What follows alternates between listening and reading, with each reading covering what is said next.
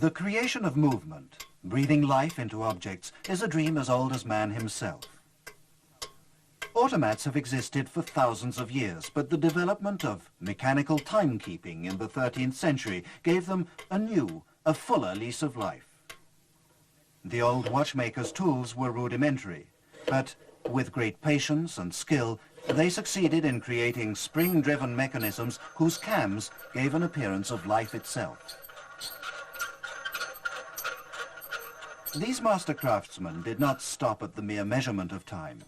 They went on to create automats, and fascinated by the problems of miniaturization, they integrated these into their clocks and watches. Today's watchmakers, who maintain and repair these marvels of invention, must have the same knowledge and love of their craft as their predecessors. The same gestures, the same methods are used. Antique automats cannot adapt to modern techniques. Their mechanisms do not fit into the new world of microns and thousandths of seconds. The tools of the engraver have not changed, nor the methods of engraving.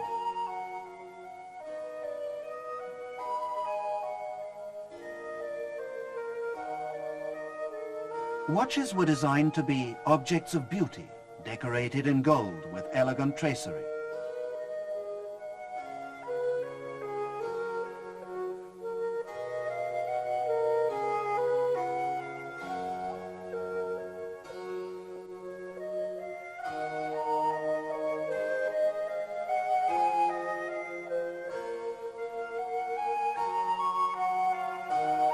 Enamel, too, found its place in the decoration of these masterpieces.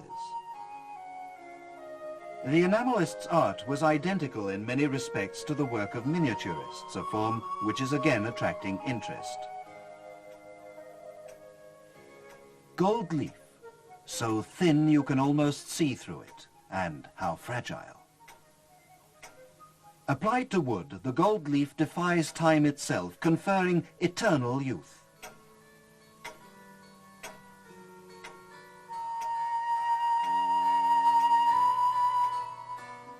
Just a light burnishing for the gold to shine in that unique manner.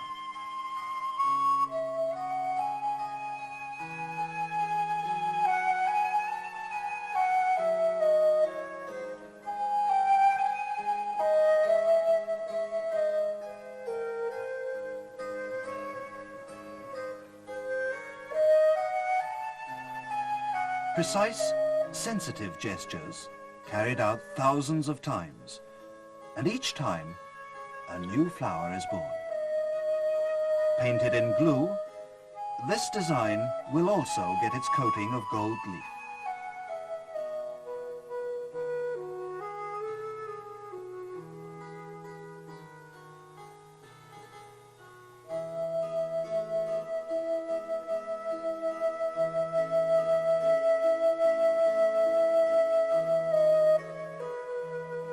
Golden flowers. The steel point picks out the petals, highlights the freshness of the leaves.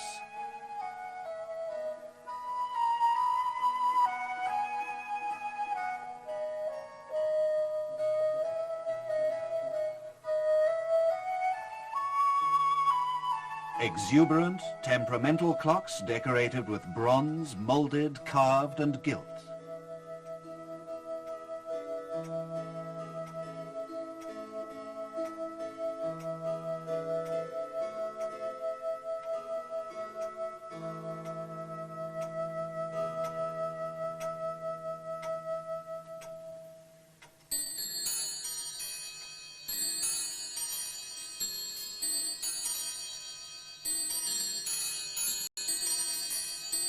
In the attempt to get even closer to life itself, the clockmakers invented sound reproduction.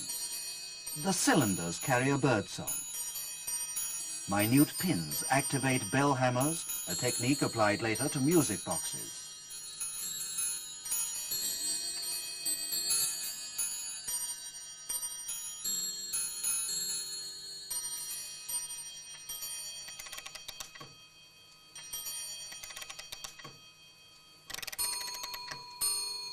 An almost identical mechanism activates these flutes.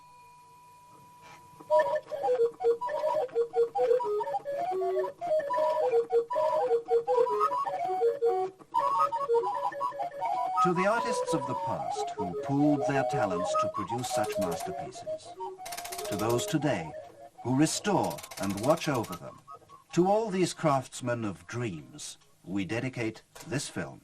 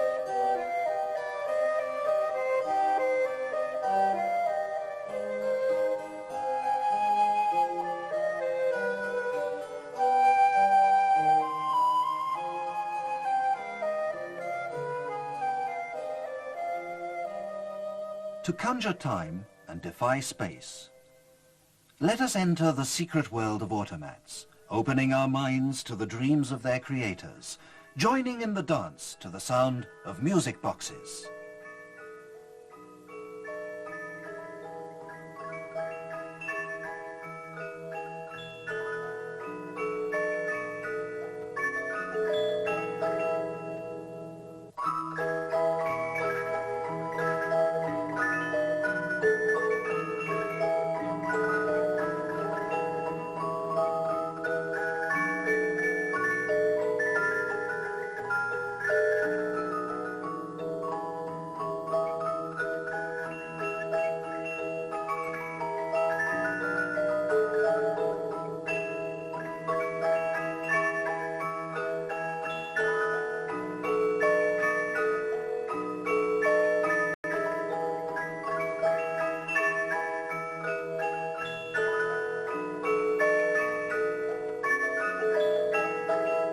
Our minuscule hosts await us inside their watch houses.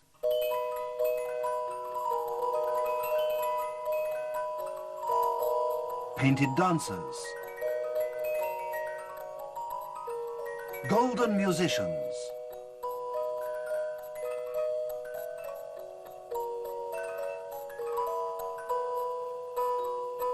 an enameled harpist.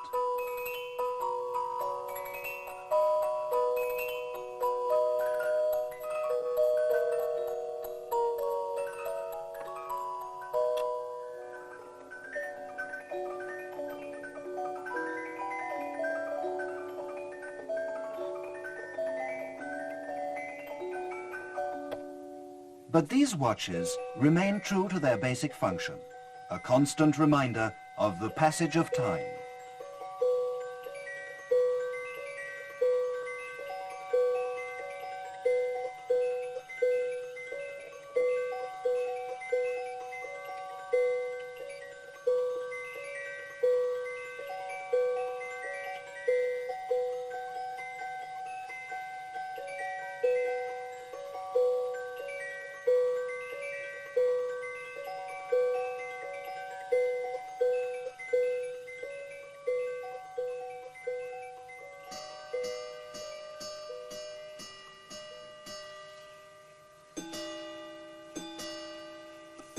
Authoritarian, yet smiling, the Jacquemart mark the passing hours, tireless servants of time itself.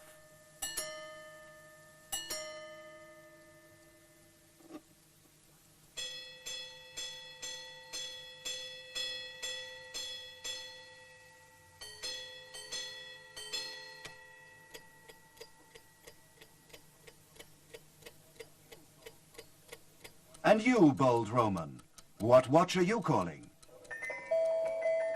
Showtime in Wonderland. Games of skill and perception. The magician with his golden snuff box has wise and dignified answers to the subtle questions on the cards.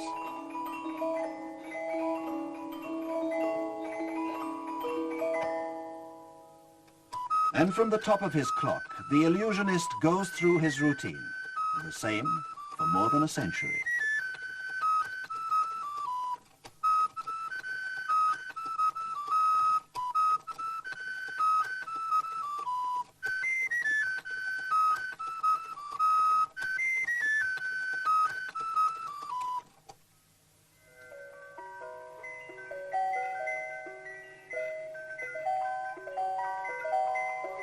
The player of Theorbo, created more than 300 years ago by the craftsmen of Augsburg.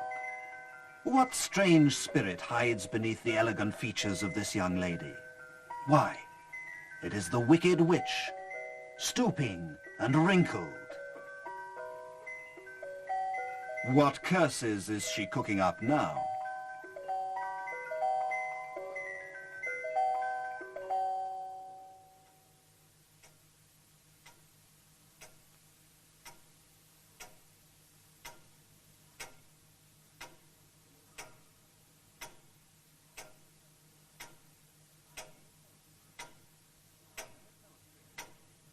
There is no trick mechanism under her ample skirts.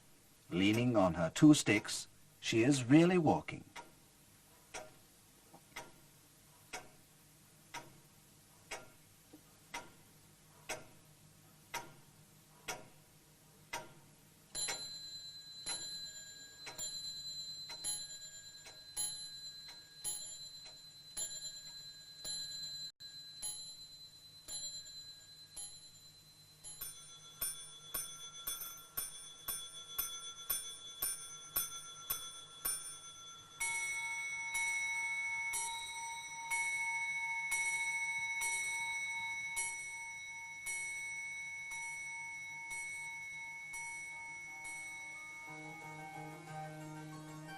Timepieces, clocks, watches venerated for generations. Their decoration still expresses the fervor of bygone artists. The simple pleasures of country life are expressed in this enamel work. Here, the eternal theme of love, frequently unhappy, sometimes requited.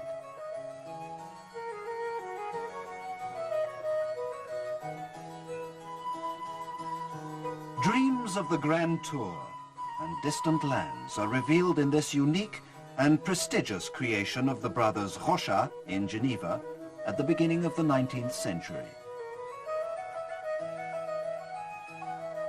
The garland of carved gold. The enamel work. The painted medallions. These hide an automat which will be revealed later.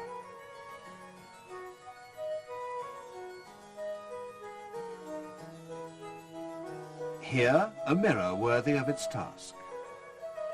The reflection of a beautiful face, itself painted on a watch. Every facet is decorated with care. The inside of the casing, the rings, carrying us away on a roundabout of pearls and diamonds.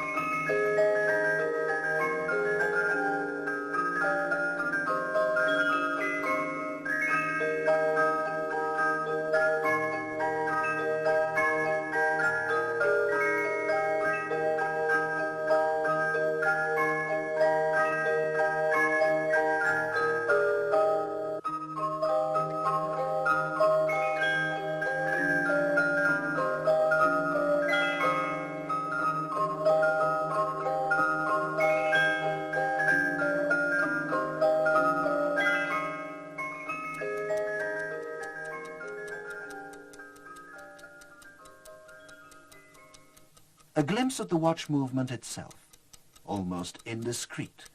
The engraver has so carefully hidden his work.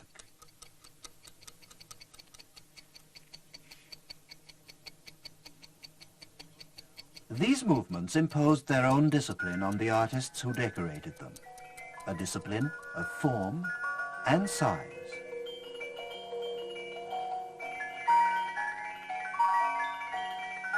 And even those parts which defy decoration, the springs, the sprockets, the cams, these were given harmonious form and carefully polished.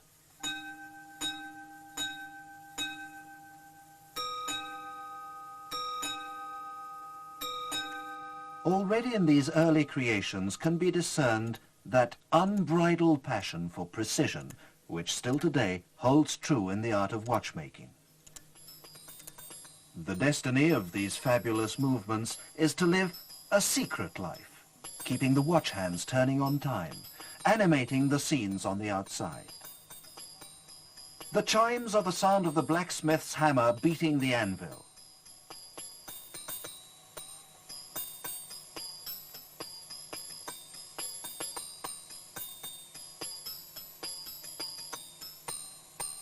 As with the enamel work, we find here the simplicity of everyday activities.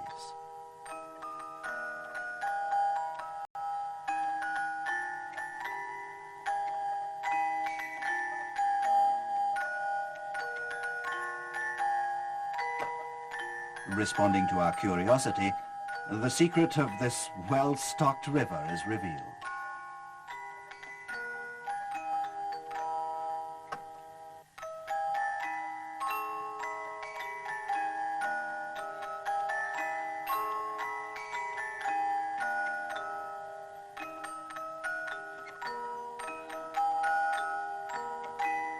The curtain falls on the wool spinner, trapped again in her scent bottle until another helping hand springs the mechanism and sets her free.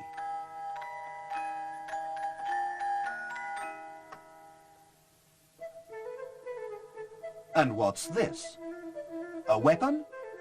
Never. Perfume for the ladies and a dance card.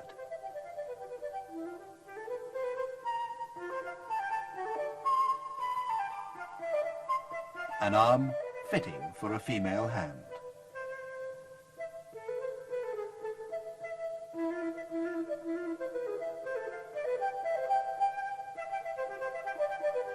Even the animals spring to life. Hides of gold, veins of pearls, rubies for their eyes. But the full measure of the craft of the automat maker is expressed in the creation of birds. And this peacock, a celebrity in the little world of automats, is the creation of Carl Fabergé, jeweler to the Russian imperial court.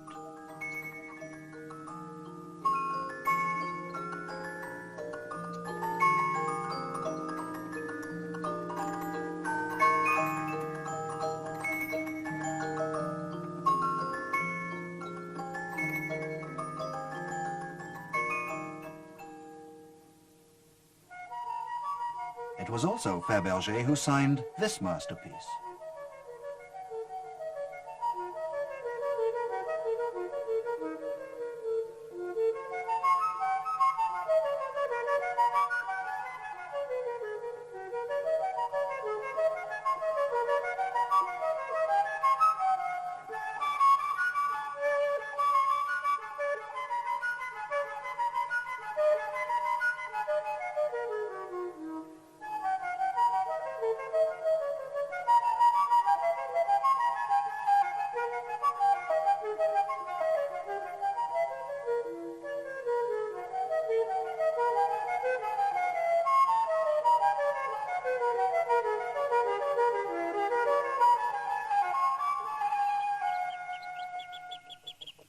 Preening birds, singing birds.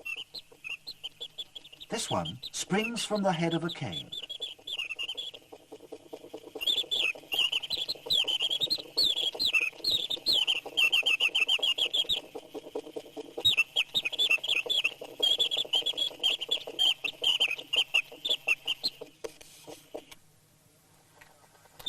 here the Rochard brothers' mirror finally reveals its secret.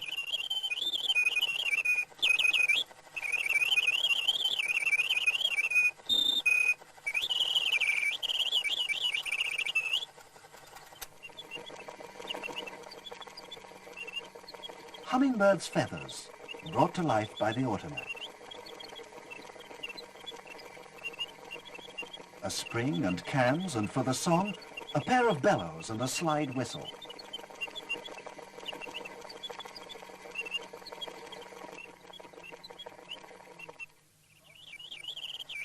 Henri-Louis Jacques-Drot was the first creator of such birds, inscribing on their mechanical memories the bird song typical of the Jura forests.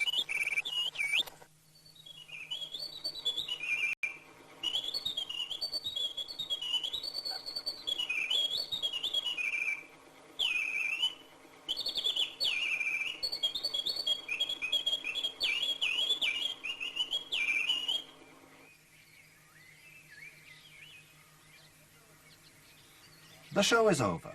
The artists are packing up. The swan returns to its mauve enamel egg with diamond ribbons, the same as was offered to Empress Alexandra, a regal expression of an old Easter tradition. The crystal egg, a present from Nicholas II to Empress Maria Feodorovna, closes around the peacock.